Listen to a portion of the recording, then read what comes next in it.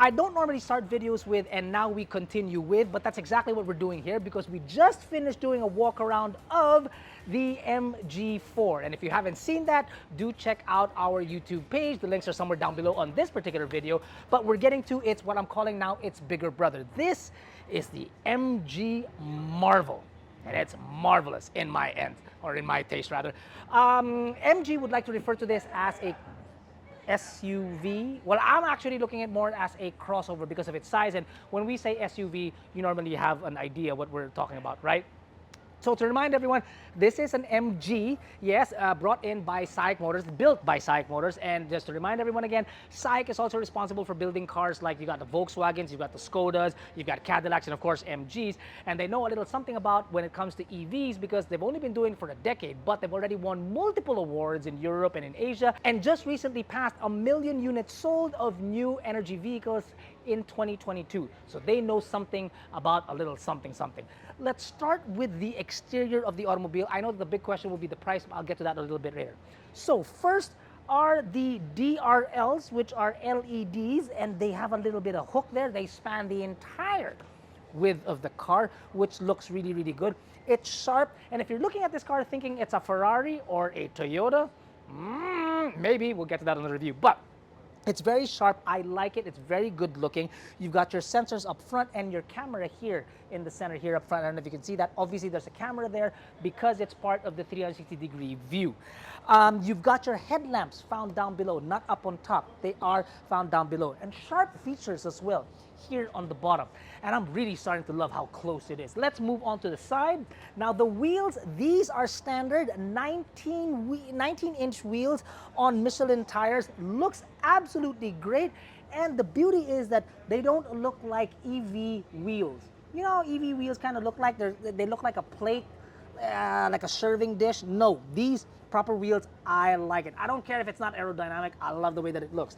The ground clearance is not very high. You're looking at about 130 to 140 millimeters of ground clearance, which is why I like to refer to this car more as a crossover rather than that of an SUV. But it is quite good looking here on the side. Jack's not a fan. I'm a fan. He likes that guy. I like this guy. The lights on the mirror, the repeaters, are actually very cool because they split into two, kind of looking like veins. And again, cameras also, which add to your repeaters. You got some roof rails up on top, and then there is also a panoramic roof up on top. Not just a panoramic roof, mind you, it's also a sunroof. It opens quite large. We'll show you that on the inside. Handles on the door that go flush in. If you press the button and you lock the door, these actually go close in and underneath to open like so. When you get to the rear, it's the same as the side mirrors. It kind of splits and forms sort of like an arrow. Very nice, and then it spans across the entire width again of the car. This isn't your third brake light, it's just a park light. That's your third brake light right there. Obviously no exhaust found on the bottom, but you've obviously got sensors here to protect it. Chrome on a rear bumper. I haven't seen that in quite some time. Nope, quite some time. Some diffusers are found on the bottom here, and then a camera once again. When you open her up with the power tailgate, you're looking at over 300, close to about 350 liters of space. There is no spare tire, mind you, but there is equipment for you to fix your flattened tire. There is a subwoofer back there, which is a Bose subwoofer, part of the Bose system inside, which sounds absolutely great. If we had more money, I'd play music for you, but unfortunately we don't because we need to feed Jack. If we close this and get to the rear seats, I'll show you just exactly how comfortable it is. Standard in the Marvel is tinted glass here, privacy glass for the rear passengers and the rear glass at the back. Rear glass at the back, that's kind of redundant. Okay, space.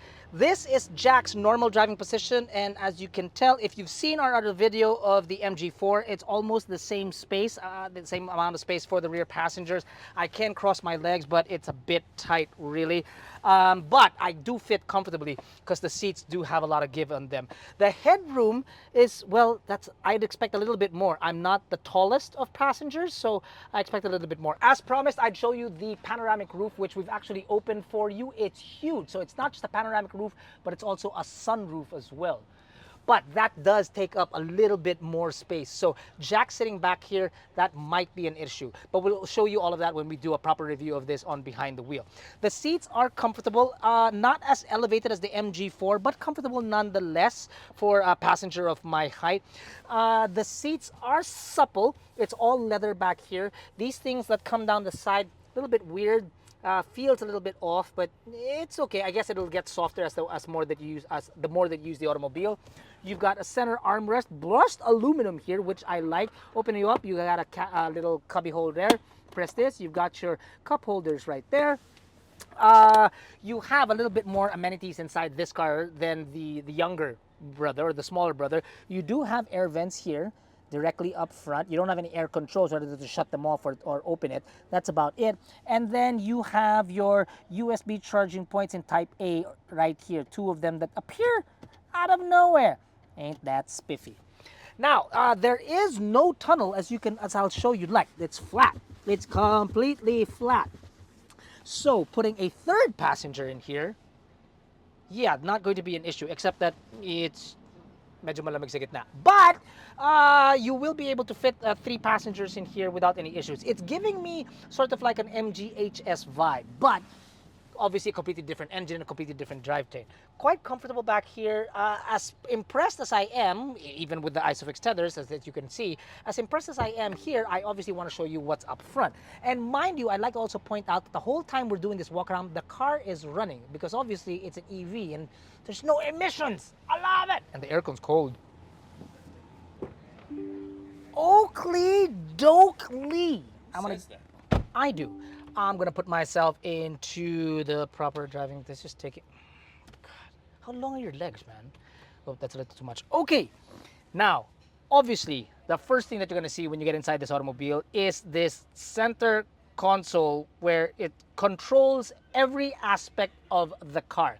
Now, it's great, but for other people who aren't used to it just yet, you may have a learning curve coming at you quite fast, because it controls everything from your air to your vehicle functions, even your rotary knob to your drive mode is there. So everything that you need is here. So if you need to get to your air, you need to get to this immediately. If you need to get to your audio, you need to get to this immediately. Thankfully, it looks like it's fun to play with. I've been messing around with it, and it's quite fast if you know how to manipulate it. It's got some pretty cool functions too, like when you control the air. Not only does it turn on the air, but the vents inside the dashboard, they actually swing. The only time I've ever seen that would be a split-type air conditioning system. That's just wild. So that is 19 inches of goodness. Then you got a 12-inch instrument cluster directly in front of you that's colored as well. So it's all about the screens on this thing, but with buttons, thank God, on the steering wheel. This is for your infotainment, and this is for your audio, or rather this is for your instrument cluster, and this is for your audio. The steering wheel, according to Jack, and I think he's right, it kind of reminds me of, is it the MG5? MG5. It's the MG5 steering wheel on this. Don't tell anyone, but I actually like the steering wheel better on the MG4 than this on the Marvel. Although that one's kind of weird because it's got 2 flat things. It's got a flat one on top and a flat on the bottom. This one's just a flat on the bottom. Anyway, back to the car. A lot of functions inside this car that are pretty cool. Like, for instance, you got a huge hole here underneath as a cubby hole with your 12-volt socket and your USB charging points. I mentioned to you that the vents of the fan actually swing side to side. You've got no, you don't have a taco holder. You do have your panoramic sunroof. You have a charging pad. Unfortunately, it's found here in the center. And it's a stand-up kind of a thing, and my phone is quite thick, so it's kind of girthy, so it won't fit in. Stop it, Jack. Grow up. My goodness. So it's got some... Why would you say girthy? Because it does. Okay, it's thick. Okay, there. Does that sound better to you? You child. Girthy. It's got regenerative braking. You've got drive modes in this that include sport and normal and eco. There are ventilated seats, not just warm, but it's also cool. Thank goodness. Dashboard is actually quite soft. Other features in here, you've also got a voice activation for this automobile. Like you should be able to close the roof. Like, let's say, for example, hey MG. Hello MG. I'm here. can you please close the sunroof? Aww. Finally, somebody that listens to you. You do. Yeah, better than my kids, right? So there's a lot of great things that we can talk about this car too, like the way that it would drive and the way that it handles, but we'll save that for our proper review on Behind the Wheel. There are just two things that I would like to talk about now. To wrap it up, I would like to talk about just exactly how much this car is and the power, including its charging functions.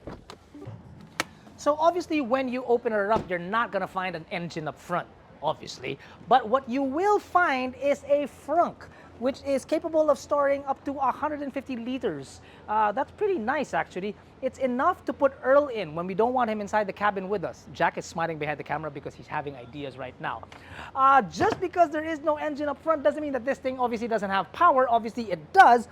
In the form, is that close nowadays? In the form of 183 horses and 255 newton meters of torque with a 70 kilowatt battery underneath. Now, that will give you a range of roughly about 400 kilometers on a full charge. Charging, by the way, is done via a Type 2 port. Now, if you were to charge it at home using the wall socket, which comes with it, it'll get you about 19 hours from 0 to 100. And then if you move on to, let's say, for example, a box charger, which you can get at dealerships, and let's say, for example, the mall, you're looking at about 9 hours. But mind you, that's 0 to 100. If you go to a charging station, like the larger ones that you have inside the city and just outside the city, it will take you roughly about 45 minutes from 0 to 100%. That's, mind you, using a DC charger. Now, the last thing I'm going to leave you with is that while there is only one variant of this automobile, the price is actually pretty darn good. We don't have the exact figures right now. I'm sure the editors will, and if you head on over to our website, you'll find it. But the price should be anywhere between 2.5 to 2.6 million, and we're actually going to put it on this tent right here. So I'm not seeing it, but knowing that price, that's actually a very, very good price for this automobile, considering what it means to our market. See, now EVs are no longer just for people who have 6 or 7 cars and can charge it just at home because of the price of that automobile. Now it seems as if because of this, the introduction of the Marvel and the introduction of this, the MG4, that it seems as if that EV can now be accessible by, oh my goodness, everyone. Accessible too are these automobiles because they are now available on our platform. Head on over to AutoDeal.com.ph to find out more information like specs, including prices. If you try the Get Quote button, you can get yourself that much closer to your very first EV. How exciting is that? What's more exciting is we're going to get these cars soon on a Behind the Wheel.